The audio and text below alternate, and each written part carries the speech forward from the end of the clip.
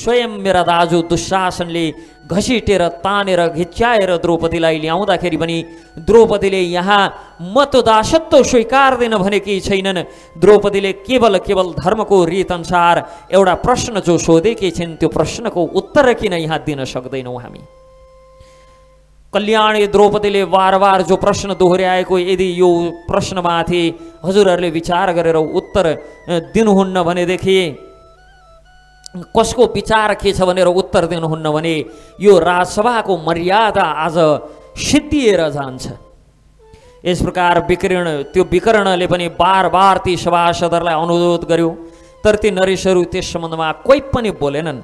कोही नबोले पछाडि ती राजाहरूलाई बार त्यो आग्रह गर्दाखेरि पनि कसैबाट उत्तर प्राप्त नभए पछाडि विकर्णले आफ्नो हातमा हात राखेर यसरी हात मल्दै लामो सास तान्दै भन्छ, हे कौरव तथा अन्य भूमिपालहरू, हजुरहरू द्रौपदीको प्रश्नमा कसै प्रकार विचार प्रकट नगर्ने हो भने मेरो विचारमा जो न्याय सङ्गत मलाई जो लागेको छ, यस विषयमा मैले पढेका शास्त्र आदिले जो बताएका छन्, जो मलाई न्याय अनुकूल हुन्छ जस्तो लागेको छ, त्यस सम्बन्धमा म बताउँछु। त भन्छ, हे नरश्रेष्ठ भूपालहरू, राजाका जो 4 दुर्व्यसनहरू बताइएको छ, राजाले गर्न नहुने 4 प्रकारका दुर्व्यसनहरू बताइएको छ। ती राजाका 4 प्रकारका दुर्व्यसनहरू के हुन् भन्दा शिकार, मदिरापान र जुवा तथा विषय भोग प्रति आसक्ति, यी राजाहरूमा हुने दुर्व्यसनहरू हुन्। यी दुर्व्यसनमा आसक्त मनुष्य धर्मको अवहेलना गरेर मनमना वर्ताव गर्न लाग्छ, मनोमानी ढङ्गले चल्न लाग्छ। यस प्रकार व्यासनासक्त भएको व्यक्तिद्वारा गरिएको कुनै पनि कार्यलाई बुद्धिमान व्यक्तिले सम्मान गर्दैनन्। यी पाण्डुनन्दन युधिष्ठिर द्यूत रूपी दुर्व्यसनमा अत्यन्त आसक्त भएर धूर्त जुहारीहरूबाट प्रेरित भएर द्रौपदीलाई जो दाउमा लगाए त्यो सर्वथा अनुचित थियो। सती साध्वी द्रौपदी समस्त पाण्डवहरूकी समान रूपले पत्नी भएका कारण, केवल युधिष्ठिरकी मात्र पत्नी नभएका कारण पनि दाउमा लगाउन मिल्दैन थियो। पहिलो कारण कि दाउमा लगाउनु भन्दा अगाडि 4 भाइलाई सोध्नु पर्थ्यो, सोधिएन। दोस्रो, पाण्डुकुमारी युधिष्ठिरले पहिले आफैलाई हारिसके पछाडि तत्पश्चात द्रौपदीलाई दाउमा लगाएको। जब आफूले आफूलाई हारेर कसैको दासत्व स्वीकार गरिसके पछाडि अनि फेरि कसैमाथि स्वामी भाव गरेर कस प्रकार दाउमा लगाउन मिल्छ? सबै दाउलाई जित्ने इच्छाले सुबलपुत्र शकुनीले नै द्रौपदीलाई दाउमा लगाउनका लागि भनेर प्रेरित गरेको हो। यो सबै कुरामाथि विचार गर्दा, यी सबै विषयमाथि विचार गर्दाखेरि द्रौपदी कुमारी कृष्णलाई हामीले जितेको, हाम्रो पक्षले जितेको भनेर म चाहिँ मान्न सक्दिनँ। यो कुरालाई मान्न म चाहिँ तयार हुन्न। यो सुनेर सारा सभासदले चाहिँ त्यहाँ रहेका व्यक्तिहरूले विकर्णलाई चाहिँ प्रशंसा गरे अनि सुबलपुत्र शकुनीको निन्दा गर्न लागे। बडो कोलाहल हुन लाग्यो। त्यो कोलाहल शान्त भए पछाडि कर्ण क्रोधले मूर्छित भएर अनि आफ्ना हात चाहिँ यस प्रकार आफ्ना बाहुमा यसरी आफ्नै हातले हान्दै कर्ण भन्छ, विकर्ण जगतमा अनेक प्रकारका वस्तुहरू विपरीत परिणाम उत्पन्न गर्नेवाला देखिन्छन्। जसरी त्यो अरणीलाई मथेर उत्पन्न गरिएको आगोले त्यही अरणीलाई नै जलाउँछ, त्यसै गरी कोही मनुष्यहरू जुन कुलमा जन्मे त्यही कुललाई नै विनाश गर्नेवाला बन्छन्। जस्तो यस प्रकार विकर्णलाई भन्छ, रोग शरीरमै पालित हुन्छ, शरीरमै जन्मिन्छ, शरीरमै पालिन्छ अनि यही शरीरलाई नै नाश गर्छ। त्यसै गरी त कौरव वंशको यी 100 भाइहरूको चाहिँ रोग समान छस्। अनि भन्छ, पशुहरूले के गर्छन् त घाँसलाई नै चर्छन् अनि सँगसँगै के गर्छन्, त्यो घाँसलाई नै कुल्चेर हिँड्छन्।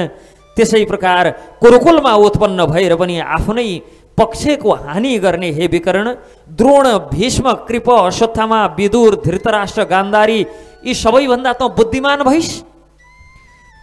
यी सबै त चुपचाप लागेर बसेका छन्। द्रौपदीले बार यस प्रकार प्रेरित गर्दाखेरि पनि यी सभासदहरू केही बोलेका छैनन्, किनभने सबैले चाहिँ जुन द्रुपद कुमारी द्रौपदीलाई धर्मको रीतअनुसार जितेको भनेर मानेर मौन रूपमा स्वीकृति दिएर बसेका छन्। केवल आफ्नो मूर्खताका कारण आफ्नै खुट्टामा बन्चरो हान्ने कार्य किन गर्दैछौ? बच्चै भएर यो सभामा वृद्ध भाँति चाहिँ आफ्नो अल्पबुद्धि यहाँ प्रदर्शन नगर।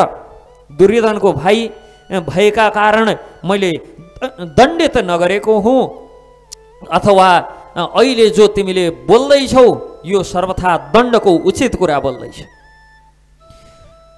धर्मको विषयमा यथार्थ ज्ञान तँलाई छैन। तैँले जो द्रौपदीलाई जितिसक्यौँ, हामीले यसलाई जितेको होइन भनेर जो भन्दैछौ, यसैबाट तिम्रो चाहिँ मन्दबुद्धि यहाँ स्पष्ट हुन्छ। मन्दबुद्धिको चाहिँ यहाँ स्पष्ट परिचय प्राप्त हुन्छ। हे धृतराष्ट्र कुमार, कृष्णलाई जितेको छैन भनेर कसरी भन्न सक्छौ? जबकि पाण्डवहरूका ज्येष्ठ दाजु युधिष्ठिरले धूत सभाको बिचमा आफ्नो सर्वस्व चाहिँ दाउमा लगाएका छन्। द्रौपदी पनि त सर्वस्व भित्रै पर्छ होली। यसकारण कृष्णलाई धर्मपूर्वक जितिएको छ र धर्मपूर्वक जितिएको कुरालाई हामीले जितिएको भन्नुपर्छ। तिमी किन जितेको होइन भनेर भन्छौ?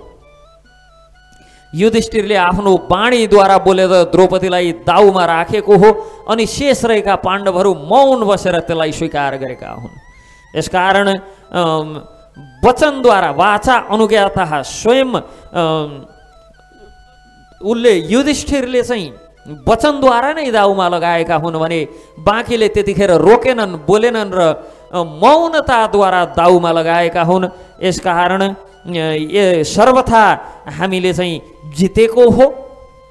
अब यदि तिम्रो रायमा एक वस्त्र स्थितिमा भएका कारण द्रौपदीलाई यो सभामा अधर्मपूर्वक ल्याइएको छ भन्ने यदि तिम्रो विचार हो भने देवताहरूले स्त्रीका लागि एकै पतिको विधान गरेका छन्, तर यहाँ द्रौपदीका अनेक पतिको अधीन भएका कारण निश्चित रूपमा चाहिँ द्रौपदी 5 पतिसँग बसेका कारण यो यसै पनि वेश्या समान छ। यस प्रकार अनेक प्रकारका दुर्वचनहरू प्रयोग गर्छ भन्छ। देवताहरूले नै एको भर्ता स्त्री या एक स्त्री एक पतिसँग रहने जो विधान गरेका छन्, तर 5 पतिका साथ जो रहन्छे, वास्तवमै यो चाहिँ यम तोयनक वशगः वन्दकेतिः विनिश्चितः, यसलाई चाहिँ वास्तवमा 5 पतिको अधीन भएका कारण निश्चय नै यो वेश्या हो। यसलाई सभामा ल्याउनु कुनै अचम्मको कुरो होइन। एक वस्त्र हुनु त कुरै छोडौँ, नाङ्गै स्थितिमा भए पनि यसलाई चाहिँ सभामा ल्याउँदा कुनै प्रकारको दोष लाग्दैन। यसमा मेरो स्पष्ट मत छ। यी पाण्डवहरूका समीपमा जो पनि धन छ, यो द्रौपदी तथा यी जो यिनका 4 भाइ, यी सबै सुबलपुत्र शकुनीले दुर्योधनका लागि धनको रूपमा धर्मपूर्वक जितेको हो। अनि दुशासनलाई हेर्दै, हे दुशासन, यो विकर्ण बडो मूर्ख छ, तथापि विद्वान समान चाहिँ यहाँ सभामा बाठो भएर बोल्दैछ। तिमी पाण्डव एवं द्रौपदीका सारा वस्त्रहरू खोलेर नाङ्गै बनाइदिनु। यस प्रकार जब भने पछाडि कर्णको कुरा सुनेर समस्त पाण्डवहरूले आफ्ना आफ्ना उत्तरी वस्त्र उठाएर सभामा बसे। तब दुशासनले त्यो भरि सभामा चाहिँ द्रौपदीको वस्त्र बलपूर्वक तान्न लाग्यो।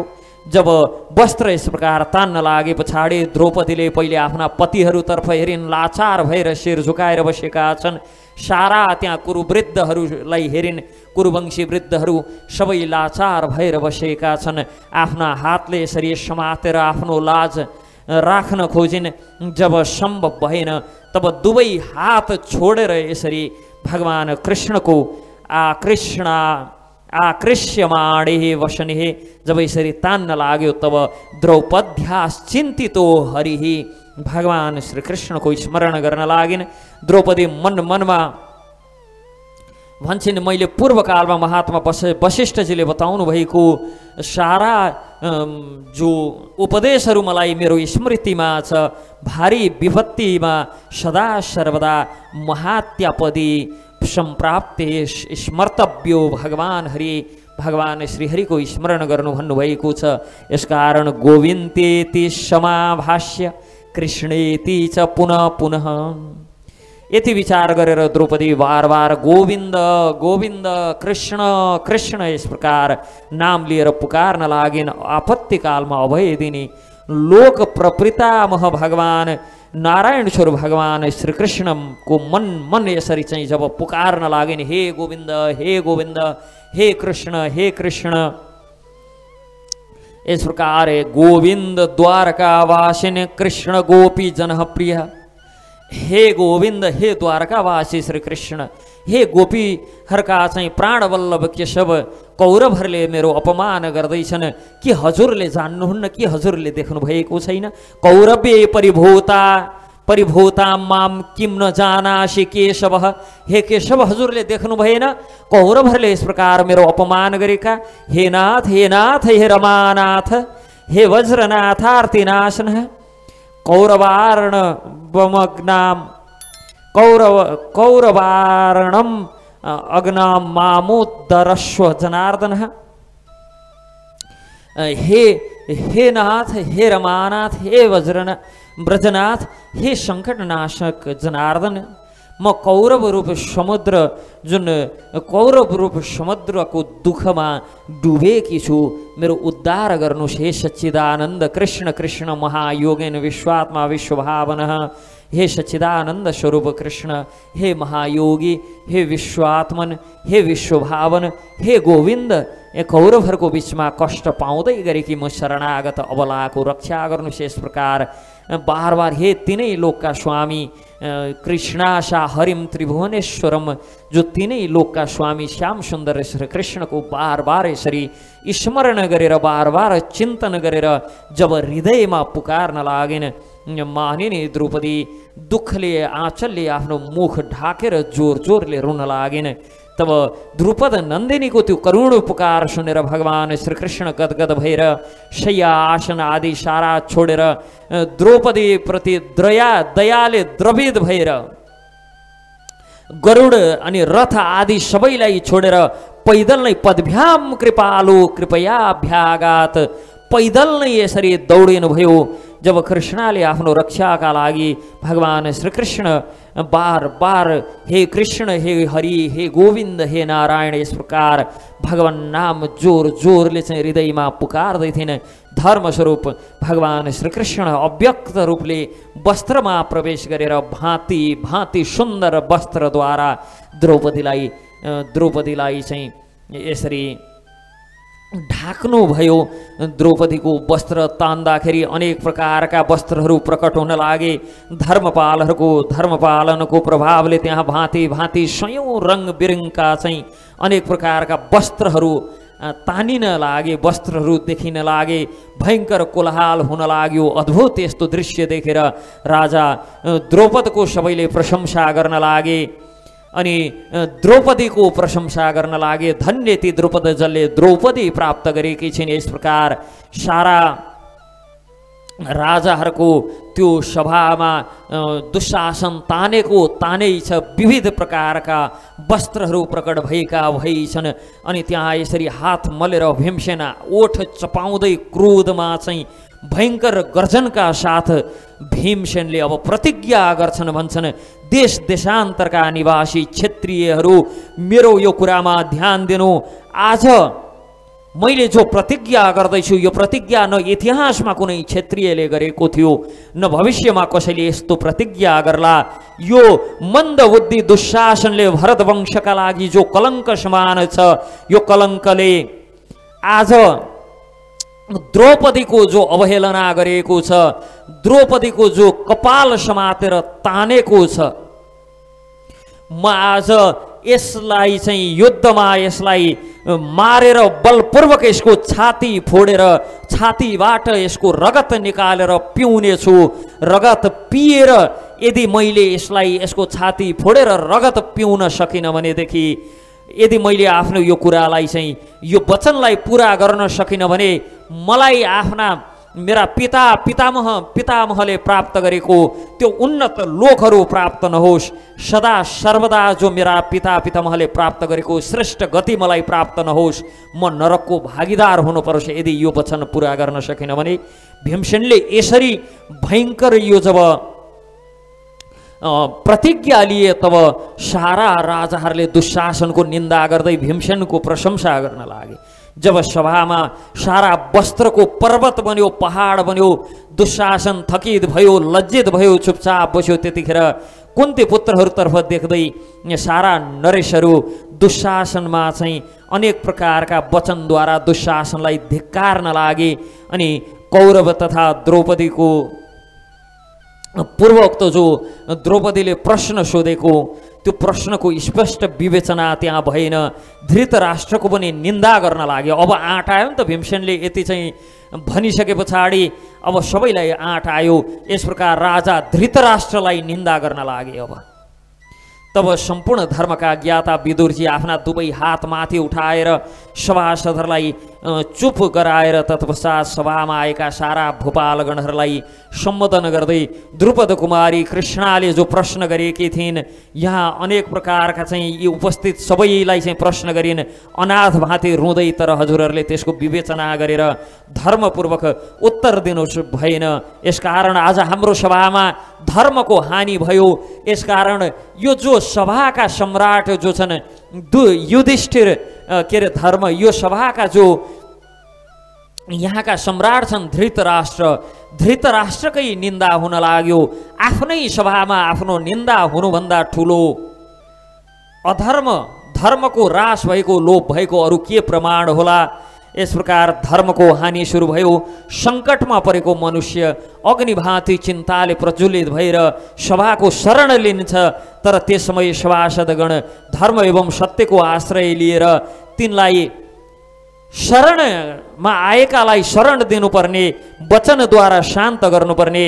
श्रेष्ठ मनुष्यले उचित धर्मानुकूल प्रश्नको चाहिँ जब उपस्थित हुन्छ तब त्यो प्रश्नलाई धर्म अनुकूल सारा सभासदले चाहिँ काम, क्रोध आदिको वेगबाट माथि उठेर ठिक ठिक रूपमा प्रश्नको समाधान गर्नुपर्ने।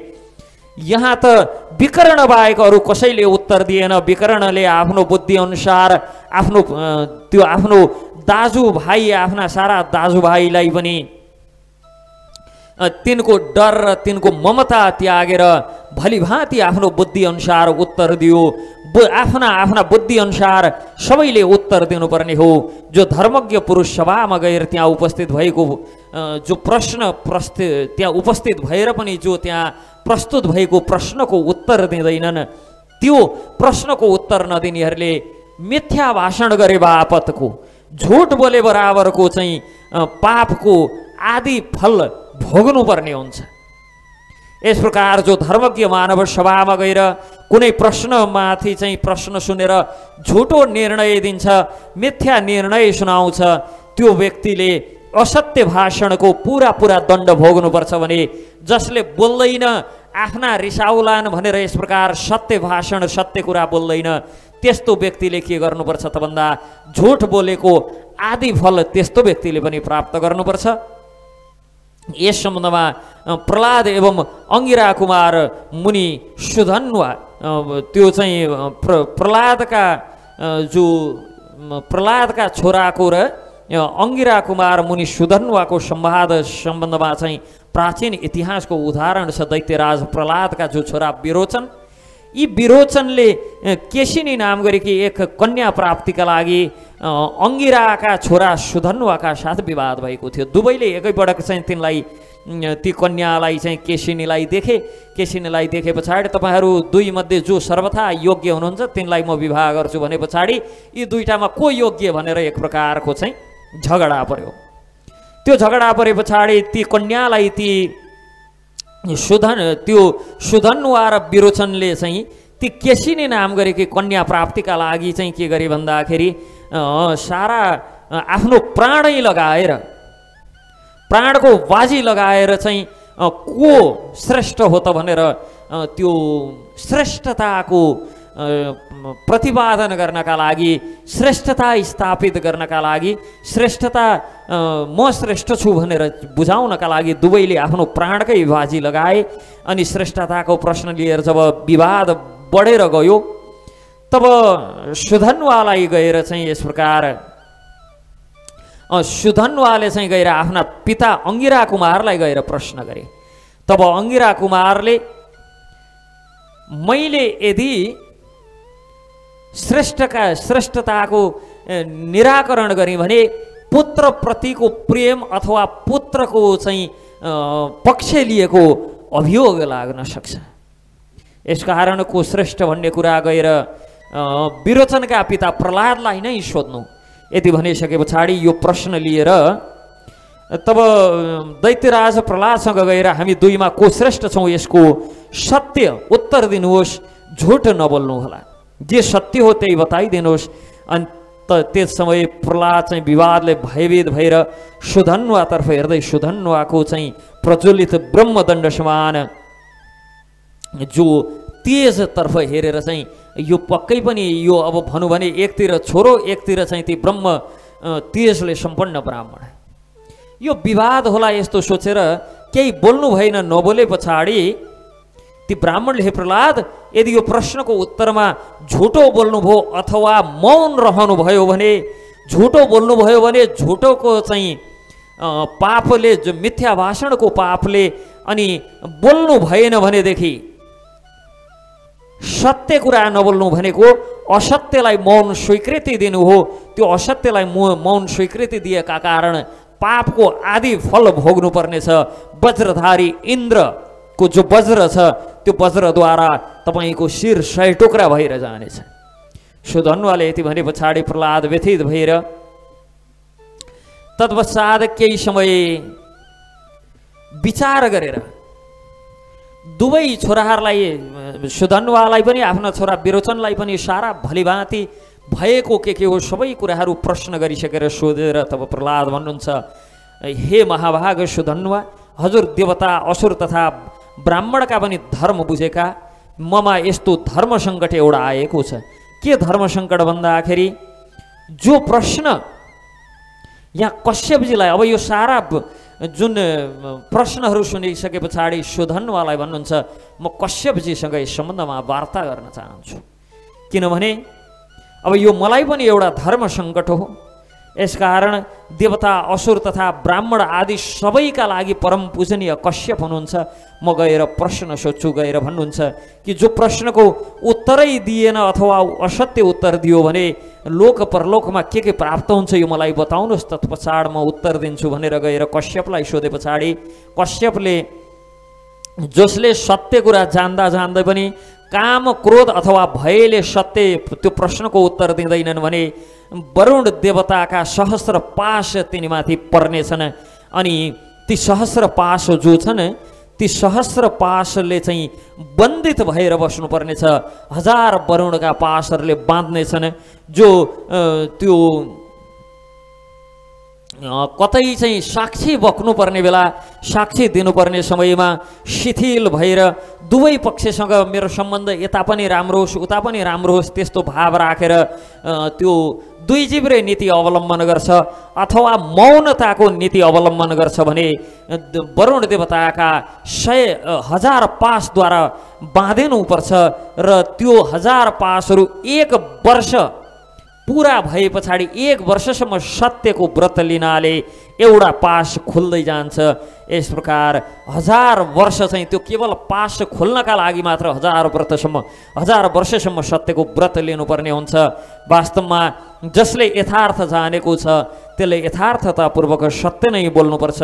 जहाँ धर्म एवं अधर्म, धर्म अधर्मबाट विद्ध भएर सभामा उपस्थित भएको समयमा के गर्नुपर्छ त भन्दाखेरि यदि कसैले चाहिँ धर्म अधर्मबाट विद्ध भएर अब यहाँ बोल्ने कि नबोल्ने यस्तो विचार गरेर यदि बोल्दैन भनेदेखि यदि सभासदहरू त्यहाँ चाहिँ चुपचाप रहन्छन् भने त्यतिखेर चुपचाप रहँदा पनि अधर्मकै फल भोग्नुपर्ने हुन्छ।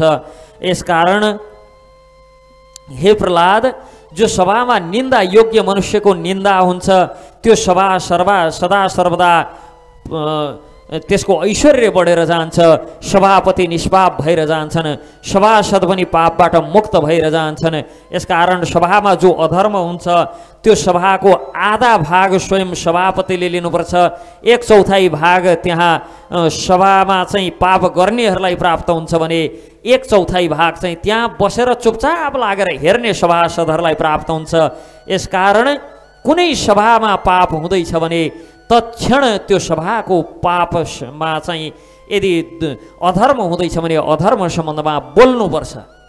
यदि बोलिएन भने सभाका प्रमुखलाई आदि पापको भागीदार, पाप गर्नेलाई 1/4 भागको पापको भागीदार र त्यहाँ बसेर चुपचाप लागेर मौन स्वीकृति दिने अथवा अनुमोदन गर्ने सभासदहरूलाई 1/4 पाप लाग्छ। यसकारण जो धर्म विषयको प्रश्न सोध्ने व्यक्तिलाई झुटो उत्तर दिन्छ, आफ्नो इष्टपूर्त धर्मको नाश त हुन्छ नै, साथ पिँढीहरूको पुण्यलाई पनि त्यसले हनन गर्छ। कि झुटो साक्षी बक्यो भनेदेखि अथवा सभामा चाहिँ अधर्म हुँदैछ, त्यस्तो सभामा त्यहाँ बसेर स्वीकृति प्रदान गरियो भनेदेखि केवल आफ्नो मात्र धर्महीन, आफ्नो मात्र पुण्यहीन हुने होइन, वास्तवमा अगाडिका 7 पुस्ता र पछाडिका 7 पुस्ताको चाहिँ 7 पिँढीको नै पुण्य चाहिँ हनन भएर जान्छ, जसको सर्वस्व लुटिएर जान्छ। यसकारण यहाँ भन्नुहुन्छ साक्षीले जो धोका दिन्छन् त्यो मनुष्यहरूमध्येबाट सबैभन्दा महान क्लेश हो। यसकारण त्यो साक्षी भएर कहिले पनि मिथ्या भाषण गर्न हुँदैन। साक्षीका रूपमा प्रस्तुत भइसके पछाडि सत्य बोल्नुपर्छ। सत्य कुरा जानकार भएर कतै सभामा प्रश्न आउँछ भने सत्य कुरा नै बोल्नुपर्छ। यस प्रकार झुट जसले यस प्रकार बोल्छ सारा दुखीहरूको दुःखको भागी हुनुपर्छ। के दुःखको भागी हुनुपर्छ भन्दाखेरि सर्वस्व हरण हुन्छ, त्यो सर्वस्व हरण हुँदाखेरिको जो दुःख हुन्छ त्यो दुःख भोग्नुपर्छ। पुत्र मृत्युबाट जो दुःख हुन्छ त्यो दुःख भोग्नुपर्छ। अनि ऋणग्रस्त जो अवस्था छ त्यो अवस्थामा जुन क्लेश प्राप्त हुन्छ त्यो क्लेश भोग्नुपर्छ। पतिविहीन हुनाले स्त्रीलाई जो दुःख हुन्छ त्यो दुःख चाहिँ भोग्नुपर्छ। राजाको कोप भाजनमा परेर जो कष्ट उठाउनुपर्छ त्यो कष्ट प्राप्त चाहिँ भोग्नुपर्छ। पुत्रहीन नारीलाई जो सन्ताप हुन्छ त्यो सन्ताप भोग्नुपर्छ। बाघको पन्जामा परेको हरिण आदिलाई जो कष्ट हुन्छ त्यो कष्ट भोग्नुपर्छ। सौता भएकी स्त्रीलाई जो दुःख हुन्छ त्यो दुःख भोग्नुपर्छ। जो साक्षी भएर साक्षीका रूपमा उपस्थित भएर पनि अथवा सभामा चाहिँ सत्य असत्यको निर्णय गर्नुपर्ने स्थितिमा असत्यलाई चाहिँ मौन अनुमोदन जसले गर्छन् ती व्यक्तिहरूले यी सबै प्रकारका दुःखहरू चाहिँ जन्म जन्मान्तर लगाएर भोग्नुपर्छ। यसकारण यहाँ कश्यपले बताउँदै हुनुहुन्छ, हे प्रह्लाद सत्य बोल्नुपर्छ। कश्यपले यस प्रकार भनिसके पछाडि प्रह्लादले चाहिँ विरोचन र सुधन्वालाई बोलाएर, हे विरोचन, सुधन्वा सदा सर्वदा तिमीभन्दा श्रेष्ठ छ। यिनका पिता जो अंगिरा छन् ती अंगिरा मुनि मभन्दा श्रेष्ठ छन्। एवं सुधन्वा की माता, तिम्री माता मेरी पत्नी भन्दा सदा सर्वदा चाहिँ उत्कृष्ट छिन्। सुधन्वा तिम्रो प्राणका स्वामी हुन्। सुधन्वाले यस प्रकार प्रह्लादले जब विरोचनलाई भन्नुभयो तब सुधन्वा भन्छन्, हे दैत्यराज, पुत्र स्नेहलाई छोडेर जो धर्ममा यस प्रकार डट्नुभयो यसमाथि प्रसन्न भएर म तपाईका पुत्रलाई दीर्घायुको आशीर्वाद दिन्छु, दीर्घ आयु बाँचुन् नि। यस प्रकार घटना एक समय घटेको थियो। विदुरजी भन्नुहुन्छ, यस सभासद यस प्रकार उत्तम धर्ममय प्रसङ्ग सुनिहाल्यौ। अब कुन कुन पापको तिमीहरू भागीदार हुनुपर्छ र कस्तो कस्तो कष्ट तिमीहरूले उठाउनुपर्छ पनि सुनिहाल्यौ।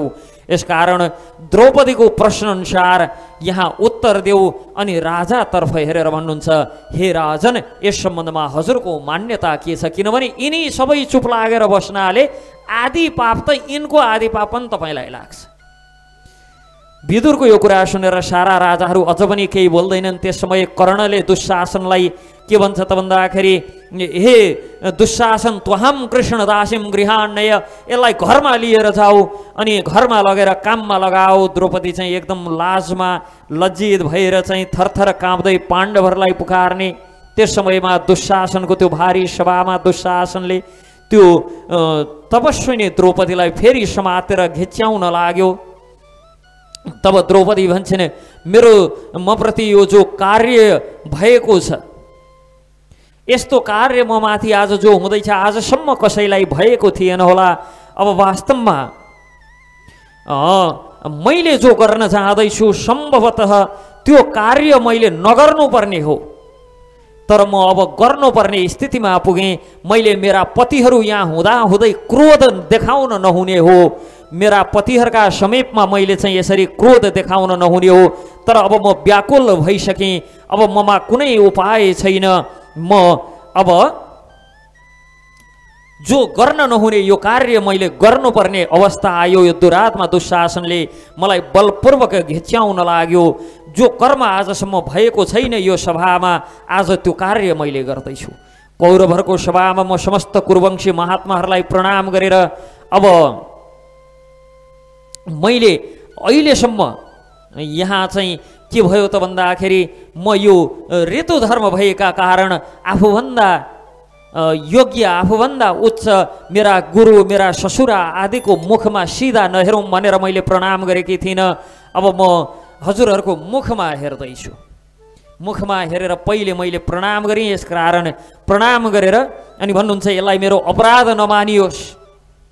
यस प्रकार जब द्रौपदी पृथ्वीमा लडेर सभामा अत्यन्त दुखित भएर विलाप गरेर यसरी सबैको मुखमा हेरेर प्रणाम गरेर तत्पश्चात भन्नुहुन्छ म स्वयंवरको सभामा आएको समयमा रङ्गभूमिमा त्यहाँ आएका राजाहरूले मलाई एकपटक देखेका थिए। तत्पश्चात आजसम्म मलाई कसैले मेरो यसरी यो अवस्थामा मलाई चाहिँ त्यो बिना घुम्टो